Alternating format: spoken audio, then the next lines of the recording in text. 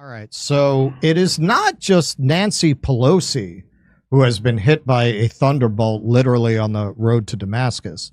A lot of people have been seeing the light on Israel all of a sudden, all at the same time. It's kind of remarkable. So we've seen Nancy joined 40 House Democrats. Elizabeth Warren suggested Israel's actions in Gaza could be ruled as a genocide by international courts. And it's not just elected officials. It is media pundits that you would never expect. This is from Suleiman Ghali posted this. The cracks in the walls of the dam are getting bigger. Former Condoleezza Rice advisor and NSC spokesperson Elise Jordan erupts at President Biden's unwillingness to condition weapons aid to Israel. Keep in mind, this is a former Condoleezza Rice advisor. She worked in arguably the most criminal administration this nation has ever seen. This has been bubbling up from behind the scenes for a while. President Biden, frankly, is furious at Prime Minister Netanyahu. But yet still his administration has not conditioned weapons sales, conditioned aid. They haven't done it yet. Now, maybe this is the moment that comes. This also happens just, we think, a week or two perhaps before this Rafah offensive, which really could be a flashpoint. Okay, I'm so sick of hearing how upset President Biden is. The buck stops with him. If he wants to stop arms sales, if he wants to stop the bombs that are indiscriminately killing civilians, he can. He has the power. We don't need him going and his aides going to reporters and talking all background about how upset they are. What happened yesterday is still going to happen. At Mika's conference, the head of the Palestinian Red Crescent spoke, and she was incredibly moving. This was in Abu Dhabi. And she spoke about the difficulty of aid getting in the country, period, from the north or south. And she described a process that was kind of like the TSA changing the rules every single day, going through airport security. Until those checkpoints are working and aid is going through, we don't need to be giving any more arms sales or money. It needs to stop. It needs to be conditional. It's ridiculous that it's going on unchecked and unfettered, and we're sitting around and talking how upset we are while we hemorrhage billions of dollars. It's the worst of all worlds right now. All right. So when she says what happened yesterday, she's referring to the WCK attack. That's the World Kitchen. What does it stand for? What is it? World Central Kitchen. World Central Kitchen. That's that Andre. Same organization that Pelosi's friend runs. All right. So that's what she's talking about when she says what happened yesterday. So now you got Richard Haass, no more of a swamp dwelling deep state ghoul than Richard Haass. This is actually another part of the same segment. Let's see what he had to say about this. Empty. It's 6 months. We're reaching the 6-month milestone of this war. That's one fact to begin with. And two things have happened in the last few days. One is these attacks are continuing, and yet so are U.S. arms transfers to Israel without conditions. They've been going on for 6 months. Why does Israel need 2,000-pound bombs to be used in high-density populated areas? I can tell you why. 10 days ago, what does Israel do? It expropriates 2,000. Because they want to slaughter as many Palestinians as they can. Okay, keep going. Acres of land in the West Bank for settlement construction. Where is the White House reaction to that? That is how you undo even the possibility, Joe was talking about it, of one day getting to a two-state solution. If you're going to have a Palestinian state, the last I checked, states are built on territory. If the territory isn't there to build it on, you can talk about two states till the cows come home. You don't have it. Where's the administration reaction to that? So at some point, the words become empty, and the Biden administration is very close to having reached a point where their criticism of Israel is too much for the same people who criticize Chuck Schumer, but it's not nearly enough to affect the course of what is going on. That is the worst of all possible worlds. It looks weak and empty. Wow, Richard Haass. He's the president emeritus of the Council on Foreign Frickin' Relations. Right. Are you kidding me? No more deep state credentials how does this than that. So how does this keep going on? So if you got people from Condoleezza Rice and Richard Haass, I mean, come on. But this is very recent. This was very quick. They flipped on a dime, and that's what we're going to look at. Why did they flip on a dime? Okay, so Morning Joe, surely Morning Joe is going to take Israel's side in any conversation. Why did Benjamin Netanyahu send the head of Mossad to Doha 3 weeks before the worst attack on Jews since the Holocaust and told Qatar to continue funding Hamas?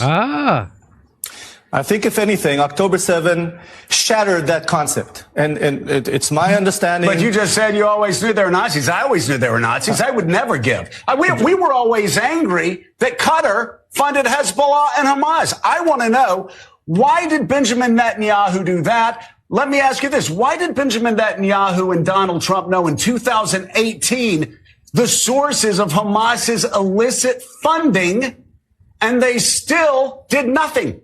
They wanted that money to get to Hamas. I'd like to know why, because we don't know in America. Have there been any investigations in Israel at this point? I'm sure we'll investigate it, and I totally agree with you. That Qatar is a wolf in sheep's clothes. No. And no, I love that part. That is so typical Zionist propaganda technique to deflect. No. Oh, yes. No. Qatar. He's asking about Benjamin Netanyahu. Right. They're so used to being able to get away with this kind of bullshit that they're actually pretty incompetent once they get challenged. They're used to being not able to just make this completely irrational deflection. Why is Joe Scarborough acting like he just found this out?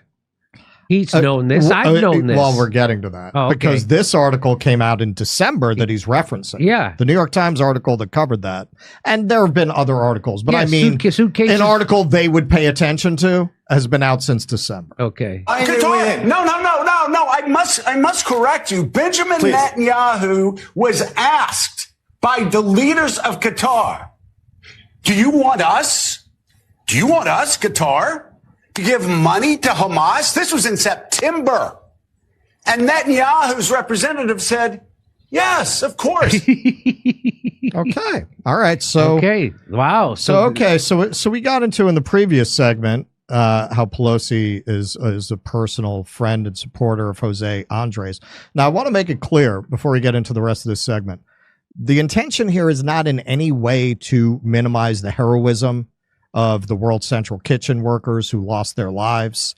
Is it not in any way to mock or denigrate them? Those people have a kind of courage I would never know. I mean, I would not be there knowing what I know about the Israeli military, which I'm sure they knew more about it than I did. That is not the point of the segment. The point of the segment is coverage, media bias, and the bias of our political class towards certain kinds of people and not others, what Noam Chomsky calls worthy and unworthy victims. So we already knew, this article is February 28th, that Gaza's death toll exceeded 30,000 by that time. And the article is about why it's an incomplete count. That is just what they were able to account for. They know there are tens of thousands of other people unaccounted for, right? So we knew that for a while, right? This article is February 29th. And here's an entire family that was wiped out. Let me see if I can read that. Iman Abu Said, far right, with her mother, sister Yakin, and father. Everyone in this photo was killed in an airstrike on October 31st, 2023. Okay. All right. So now here's an article about the World Central Kitchen workers killed in Israel. So let's see who was killed there. A dual U.S.-Canada national, a Palestinian. They had a Palestinian driver. 3 Brits, an Australian, and a Pole were killed by the IDF strike. So that's them. Now let's see if you can see what the difference is between the two sets of victims. So you had over 30,000 Palestinian victims the day before a mostly white crew of aid workers, which again, this is not in any way to denigrate their courage. I can't even imagine having the courage these people had. This is about who the media and who the political class will respond to the deaths of as opposed to others. They already knew there was this horrific genocide of Palestinian people, and they're dragging their feet. They don't want to say genocide, maybe a ceasefire, maybe not a ceasefire. As soon as a predominantly white group of aid workers was killed, well, you just saw the result. You just saw the result. All of those media stories were referencing this. Why weren't they referencing this family wiped out on the bottom? Why were they only referencing the ones at the top? So is this cherry picking? Is this unique? Well, no, it's not unique, because now this put together an interesting compilation of the way reporters reacted to the invasion of Ukraine. Now, it's funny because a lot of people will talk about how woke the media is, but that's really at a surface level. When you dig deep down, these are pretty privileged people from pretty privileged backgrounds who very often have exactly the kinds of biases that they want to cancel other people for. So let's take a look at this. Relatively civilized. They look like any European family. Christians, they're white. You know, this is a relatively civilized, relatively European, I have to choose those words carefully too, city where you wouldn't expect that or hope that it's going to happen. When they say, civilized cities, in another clip, well-dressed people, and this is not the third world, they really mean white people, don't they?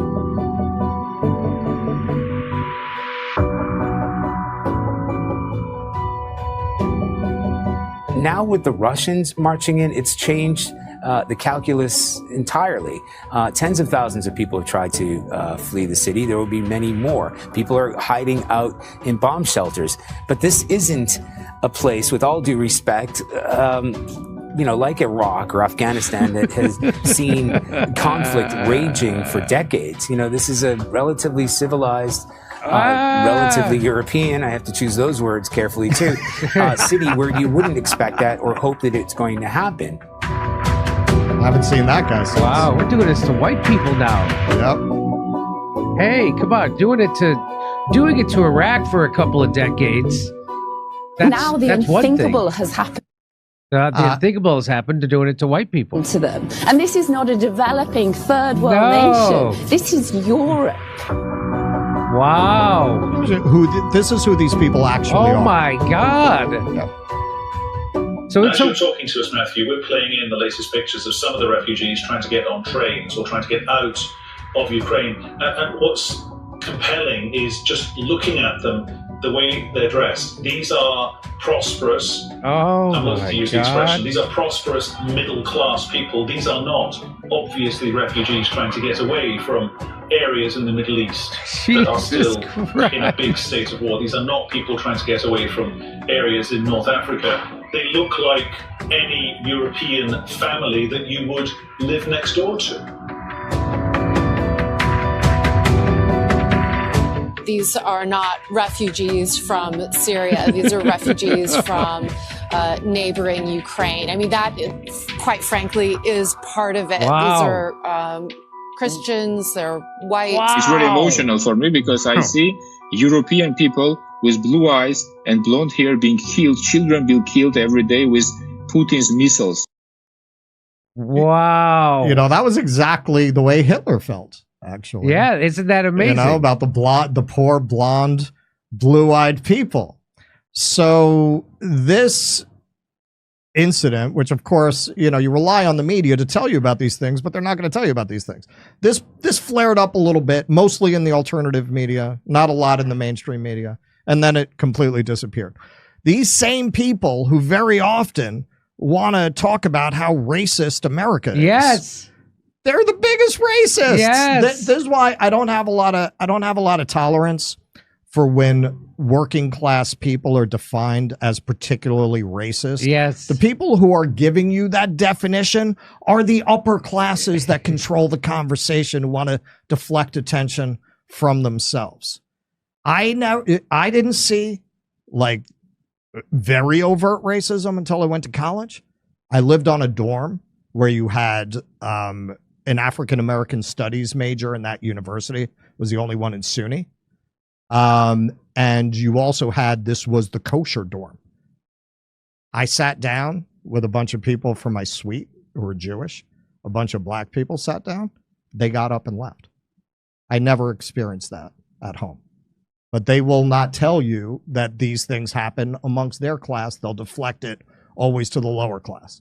And these journalists are the ones who love to do a segment on, we were talking with Taibbi about white rural rage, about this book. They were all crazy about it. These are the same exact people who who are crying about white people experiencing what these brown people they supposedly care so much about go through on a regular basis, have gone through for decades, largely because of Western foreign policy and meddling in their nations. You got anything, Keaton? Yeah, no, I mean, I noticed that as soon as the Ukraine war started. I mean, that was a huge story that guy, you know, said that and then, you know, had to apologize. I forget if he actually kept his job or if they actually fired him or suspended him.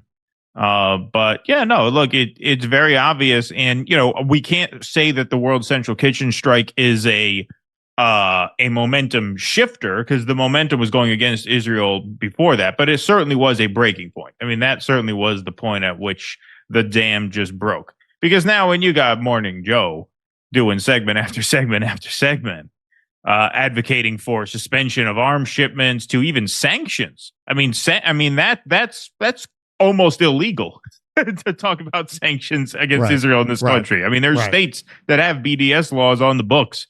So yeah, I mean, that's it. It's all fallen apart. And I think, you know, a huge reason for it is because of what you mentioned. It's worthy versus unworthy victims. All of a sudden, as soon as some victims that look like us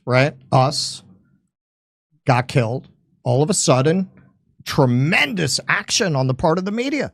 They could have been saying this all along. This is the same media that a few short months ago was calling pro-Palestine protesters anti-Semites and trying to drum up fear about rising anti-Semitism and never defining that outside of the movement to stop the genocide in Palestine.